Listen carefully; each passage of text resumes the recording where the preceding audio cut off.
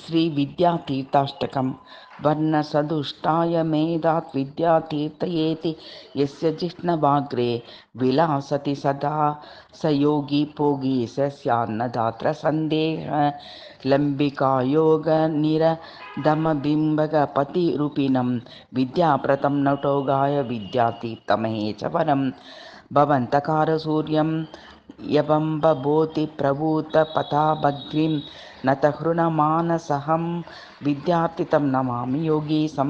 पद्मवलीर्मुखपजदयत नाथो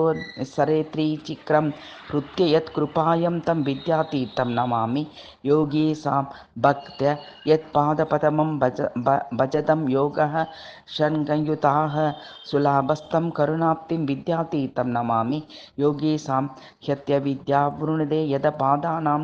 नरसीक्रमं तं कारुण्ययोधिं विद्यातीतं नमामि योगीशां विद्यां तत्त्वविद्यां क्षिप्रवरयति प्रणामरणां दयानिसर्गाय तं विद्यातीतं नमामि योगीशां विद्यारण्यप्रमुखैर्विद्यापरङ्गताः सवेयम् अत्यपि योगी नीरतं विद्यातीतं नमामि योगीशां तीर्थाष्टगमितं पातनपतिपुरःसं विद्यामानन्यासमन्यं प्रभ्यं मोदमवाप्नुयात् इति श्रीविद्यातीर्थाष्टकं सम्पूर्णम्।